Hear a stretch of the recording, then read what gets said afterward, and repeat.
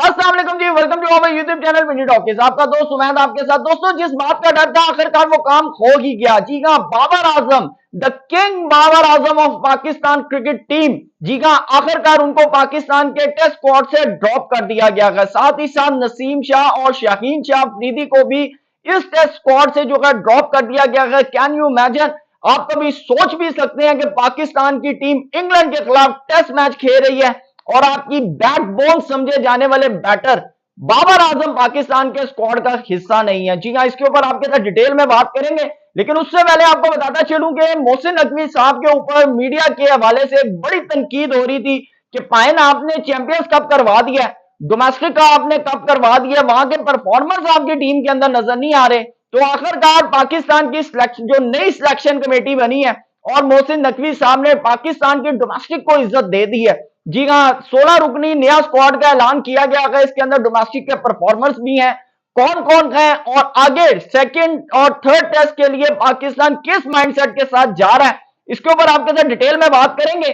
Channel में नए आए हैं तो इसको सब्सक्राइब कीजिएगा, वीडियो पसंद आए तो लाइक करें, साथ साथ कमेंट सेक्शन में आप भी अपनी अहम तरीन राय से जरूर आगाह कीजिएगा। दोस्तों, जो स्क्वाड अनाउंस किया गया 16 रुकनी, जी हाँ, उसके अंदर शान मसूद कैप्टन है, vice captain Saud Shakeel, Aamir Jamal जो है एज अ बॉलर ऑलराउंडर है, अब्दुल्ला शफीक, हसीबुल्ला विकेट कीपर। जी हाँ, सरफराज अहमद को भी जो है वो रिलीज कर दिया गया है। बेसिकली उनको मेंटोरशिप के लिए जो है वुमेन्स कप के लिए उनको भेज दिया गया और उनकी जगह एड ऑन किया गया है हसीबुल्ला को। देखिए, मैं आपको एक चीज बताऊं, हसीबुल्ला पाकिस्तान क्रिकेट के डोमेस्टिक के वो प्लेयर हैं जो कि लंबी दौड़ के घोड़े हैं। इनको आप ओडीआई के अंदर यूज कर सकते हैं, टेस्ट के अंदर यूज कर सकते हैं, लेकिन हम अगर इनको टी20 में यूज करके इनसे फायदा लेना चाहते हैं तो हम सिर्फ इनका भी नुकसान कर रहे हैं और पाकिस्तान क्रिकेट का भी नुकसान कर रहे हैं। तो मेरे ख्याल से ये एक अच्छा डिसीजन है। उसके बाद कामरान गुलाम, ठीक है, कामरान गुलाम को एंटर किया गया है बाबर आजम की जगह। ये वो कामरान गुलाम है जिन्होंने 2 सेंचुरियां चैंपियंस कप के अंदर मारी हैं डोमेस्टिक के अंदर, और जिस वक्त इनको सिलेक्ट नहीं किया गया था तो मीडिया में एक बड़ा बोचाल आ गया था कि पायन कितने है कामरान गुलाम। बल्कि आपको बताऊं, सॉलिड तौर पर लोगों ने यह कहना शुरू कर दिया था कि भाई बाबर आजम की वजह से इनको सिलेक्ट नहीं किया गया, क्योंकि जिस नंबर पर बाबर आजम खेलते हैं वो नंबर कामरान गुलाम का है। तो अगर कामरान गुलाम को टीम में डालते हैं तो बाबर आजम को आगे पीछे करना पड़ता है। तो बाबर आजम जब आगे पीछे नहीं हो सकते तो इस वजह से भाई कामरान गुलाम जो है सिलेक्ट नहीं हुए। तो लिहाजा अब कामरान गुलाम जो है उनको मौका मिल गया और बाबर आजम को रिलीज कर दिया गया। बाबर आजम वाली स्टोरी में मैं आगे चल के आपके साथ डिस्कस करूंगा।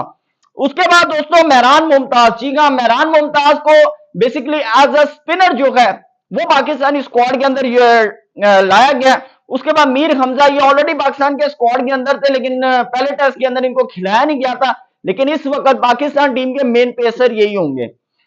उसके बाद मोहम्मद अली पिछले स्क्वाड के अंदर नहीं थे, अब इनको जो है एड ऑन किया गया। इनका कोई फिटनेस टेस्ट का भी इशू था, लिहाजा मोहम्मद अली जो है इंग्लैंड के खिलाफ जो टेस्ट है उसके अंदर आपको नजर आएंगे, स्क्वाड का भी हिस्सा है। मोहम्मद हुरैरा पाकिस्तान के स्क्वाड के साथ थे, लेकिन इनको प्लेइंग 11 में जो था शामिल नहीं किया गया था। अभी आपको प्लेइंग 11 में नजर आते हैं या नहीं, अभी इसका फैसला जो है वो सिलेक्टर्स ने करना है, कैप्टन कोच ने करना है। लेकिन अब ये जो है मुझे जहां तक लगता है कि इस वक्त अगर आप पूरी एक नई टीम खिला रहे हैं तो होपफुली साइम अयूब की जगह मोहम्मद हुरैरा जो है आपको प्लेइंग 11 में जरूर नजर आ सकते हैं। उसके बाद ये Mohammad Rizwan wicket keeper batsman, Numan Ali भी ऑलरेडी जो थे स्क्वाड का हिस्सा थे, लेकिन फिर उनका फिटनेस टेस्ट का इशू था। तो अब ये कहा जा रहा है कि इनको फिटनेस टेस्ट के ऊपर कोई मार्जिन देकर इनको टीम के अंदर दोबारा जो है सिलेक्ट किया गया। साइम अयूब, ये मुझे समझ नहीं आ रही कि साइम अयूब का इंक्लूजन क्यों हो रहा है, क्योंकि इन्होंने लास्ट टाइम वहां पर जो था चैंपियंस कप के अंदर इन्होंने 155 रन तो किए थे, लेकिन उसके बाद इंग्लैंड के खिलाफ टेस्ट के अंदर इन्होंने खातर खुआ कोई ऐसी जो है परफॉर्मेंस नहीं दिखाई। जबकि अब्दुल्ला शफीक ने एक बड़ी जबरदस्त किस्म की इनिंग खेली थी पहली इनिंग के अंदर, लेकिन दूसरी इनिंग में अनफॉर्चुनेटली 0 पे आउट हुए। लेकिन साइम अयूब की तरफ से बल्कि एक जो शॉट खेला गया उसके ऊपर बड़ा क्रिटिसिज्म हुआ कि भाई आपके मेन 3 बैट्समैन आउट हो गए और आप यहां पर बैठ के मजाक कर रहे हैं, आप यानी कि टशन मार रहे हैं। तो मेरे ख्याल से साइम अयूब क्यों है ये मुझे अभी तक समझ नहीं आई। साजिद खान, जी हाँ, साजिद खान जो है बड़े बेहतरीन किस्म के पाकिस्तान के स्पिनर हैं। डोमेस्टिक के अंदर इन्होंने लास्ट मैच के अंदर कोई 3-4 विकेटें ली थी लास्ट सेशन के अंदर चैंपियंस कप के अंदर। तो लिहाजा ऑस्ट्रेलिया में इनको लेके गए थे, वहां पर इन्होंने बड़ी अच्छी एक परफॉर्मेंस दिखाई थी। तो लिहाजा अब कहा यह जा रहा है, मैंने भी आपको जो है लास्ट टाइम जो अगर हम मेरी कल की वीडियो देखें तो मैंने यही बात की थी कि साजिद खान का इंक्लूजन जो है स्क्वाड के अंदर जरूर होना चाहिए। उसके बाद सलमान अली आगा आपको पता है बेटर ऑलराउंडर है। उसके बाद जाहिद महमूद भी एज अ स्पिनर है। तो पाकिस्तान इस वक्त जाहिद महमूद, साजिद खान, नुमान अली, उसके बाद मेहरान मुमताज, जी हाँ 4 स्पिनर्स, और सलमान अली आगा को भी अगर मैं ऐड ऑन कर दूं तो 5 स्पिनर्स के माइंडसेट के साथ सेकंड और थर्ड टेस्ट के अंदर जो है उतरना चाह रहा है। लेकिन दोस्तों यहां पर एक बड़ी हैरानकुन तौर पे जो चीज नजर आ रही है कि मुल्तान पिच के ऊपर दूसरा टेस्ट मैच होगा और पिच के ऊपर कोई काम नहीं हो रहा। पिच को जो है पानी डालकर दोनों तरफ से इंडस्ट्रियल फैन लगाकर जो है सुखाया जा रहा है, उसके क्रैक्स को फिलअप किया जा रहा है। जबकि आपको बताता चलूं कि इसके बाद जेम्स एंडरसन जो इंग्लैंड के मेंटोर हैं, रिटायरमेंट उन्होंने ली थी, तो अब वो इस वक्त एज ए मेंटोर काम कर रहे हैं। उन्होंने बड़ा क्लियरली ये बात की, उन्होंने कहा कि इससे कोई फर्क नहीं पड़ता। बहरहाल उन्होंने साथ साथ ये भी कहा, उन्होंने कहा कि बहुत कम देखने को मिला कि कभी किसी एक ही पिच के ऊपर थोड़े टाइम के बाद दूसरा टेस्ट मैच भी हो रहा हो। लेकिन उन्होंने कहा कि ये अब पाकिस्तान क्योंकि मेजबान टीम है, इनकी मर्जी है, ये अगर इस पिच पे करवाना चाहते तो हम इस पे खेलने के लिए तैयार हैं। लेकिन साथ ही साथ उन्होंने बेन स्टोक्स के हवाले से बड़ा एक हैरानकुन इंकशाफ किया। उन्होंने कहा कि हमारे बेन स्टोक्स वापस आ रहे हैं और वो स्पिनर को खेलने के लिए काफी महारत रखते हैं। तो ये जो पिच नहीं बनाई जा रही ना, इससे ये चीज क्लियर हो रही है कि पाकिस्तान अब इंग्लैंड को स्पिनर्स के तौर पर पकड़ेगा, स्पिनर्स के उससे पकड़ेगा। और मुझे बड़ी यानी कि खुशी हुई है कि आपने सुबह का भूला हुआ अगर शाम को घर आ जाए तो उसे भूला नहीं कहते। राइट डिसीजन लिया आपने, बेशक आपने इंडिया को देख के लिया या जिसको भी ले, क्योंकि अभी इंडिया ने टेस्ट स्क्वाड का ऐलान किया तो उसके अंदर उन्होंने 4 स्पिनर एड ऑन किए, तो साढ़े को लेकर बिरार सी। तो लिहाजा अब जो हमने जो इस वक्त स्क्वाड में से जो लड़के निकाले हैं उसके अंदर इब्रार अहमद है, बाबर आजम है, नसीम शाह है, शाहीन शाह अफरीदी है, सरफराज अहमद है। 5 लड़के हमने निकाले हैं और तकरीबन हमने 6 लड़के जो है वो ऐड ऑन किए, क्योंकि पहले 15 का स्क्वाड था, 16 का स्क्वाड हमारा हो चुका है। तो दोस्तों लेकिन इब्रार अहमद जो है आपको पता है उनको डेंगू फीवर हुआ है, तो उनके लिए दुआ है कि अल्लाह पाक उनको जल्द सेहत याब करे। लेकिन इस वक्त पाकिस्तान क्रिकेट टीम के अंदर एक बड़ा पैनिक जो है वो पाया जा रहा है कि बड़ा क्लियरली तौर पे एक मैसेज चला गया तमाम प्लेयर्स को कि भाई परफॉर्म करोगे, परफॉर्मेंस दोगे तो टीम में रहोगे। ये एक बड़ा क्लियरली तौर पे मैसेज गया, खास तौर पे बाबर आजम, नसीम शाह और शाहीन शाह अफरीदी को टीम से बाहर करने के बाद।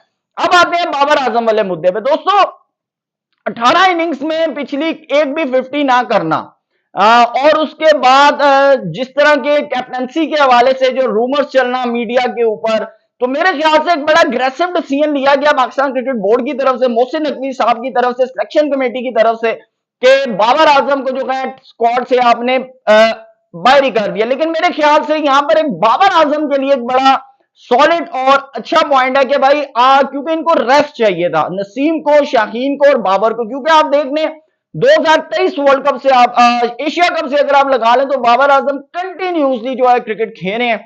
दूसरी तरफ शाहीन शाह अफरीदी भी खेल रहे हैं, बल्कि शाहीन शाह अफरीदी ने ऑस्ट्रेलिया के खिलाफ टेस्ट में रेस्ट किया था, लेकिन उसके बाद कंटिन्यूसली जो है आपको नसीम शाह भी नजर आए हैं और शाहीन शाह अफरीदी भी नजर आए हैं, बाबर आजम भी नजर आए। तो मेरे ख्याल से रेस्ट जो है वो बड़ा इंपॉर्टेंट। लेकिन अब रेस्ट का मतलब ये नहीं है कि अब आप दोबारा बाबर आजम को देखें ही ना। जैसे शुएब मलिक आज तक बाबर आजम की कॉल का इंतजार करते रहे हैं, तो पता चले अब बाबर आजम भी अब बैठ के जो है इंतजार ही करते रहे।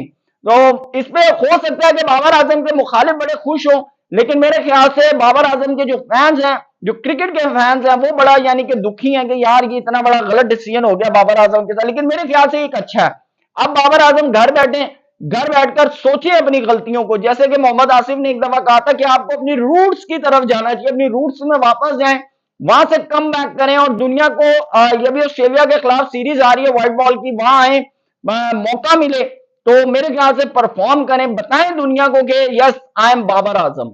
और यही जो है मैसेज नसीम शाह और शाहीन शाह अफरीदी के लिए भी है कि आप अपनी रूट्स में वापस जाएं, वहां जाके आप अपनी जो आपकी गलतियां हैं, जो कोताहियां हैं, उनको दूर करें। अपनी पेस खास तौर पे नसीम और शाहीन के लिए यह है कि नसीम का तो मैं इतना बार वो नहीं कहूंगा, लेकिन शाहीन अफरीदी के बारे में मैं कहूंगा कि आपकी वो पेस वापस आनी चाहिए, वो मूव जो है आपका वो वापस आना चाहिए बॉल में। जिस तरह आप पहले ओवर के अंदर कम से कम 1 से 2 विकेट्स ले जाते थे, तो वो आपका जो रिदम है ना वो वापस आना बहुत जरूरी है। बहरहाल एक एग्रेसिव डिसीजन लिया गया पाकिस्तान क्रिकेट बोर्ड की तरफ से। अब ये क्रिकेट बोर्ड की तरफ से जो लिया गया डिसीजन कितना प्रॉफिटेबल हो सकता है, कितना फायदेमंद साबित होगा, ये तो अगले टेस्ट मैच के अंदर पता चलेगा। लेकिन आपको एक चीज बता दूं कि एक बड़ा क्लियरली और स्ट्रेट फॉरवर्ड मैसेज दे दिया गया कि फाइन परफॉर्म करोगे तो टीम में रहोगे, नहीं तो भाई टीम में जगह कोई नहीं है, ये मैं आपको बता दूं। दूसरा कि डोमेस्टिक को इज्जत दो की बातें होती थी, तो मोहसिन नकवी साहब ने क्या फाइन हेलो डोमेस्टिक को दे दी थी इज्जत। अब ये डोमेस्टिक के ऊपर है कि भाई अगर आपको मौका मिला है तो आप परफॉर्म करें। और मैं ये नहीं कहता कि अब कामरान गुलाम अगर इसके अंदर अल्लाह ना करे अगर परफॉर्म नहीं करते तो आप उनको उठा के बाहर भेज दें, नहीं। आपने अगर बाबर आजम को 18 इनिंग्स का मौका दिया तो कामरान गुलाम का भी राइट है 18 इनिंग्स। अगर आपने क्या कहते हैं इब्रार अहमद को इतने मैचेस दिए हैं, जो कि मेरे ख्याल से बड़े कम मैचेस दिए हैं, तो लेकिन मेरे ख्याल से दूसरी तरफ नुमान का, साजिद खान का, मेहरान मुमताज का, जाहिद महमूद का, इन लोगों का भी चांस बनता है कि भैया अब इनको कम से कम 18 मैचेस तो दें अपने आप को प्रूव करने के लिए। तो दोस्तों आपकी क्या राय है जरूर बताइएगा। Thank you so much, Allah Hafiz.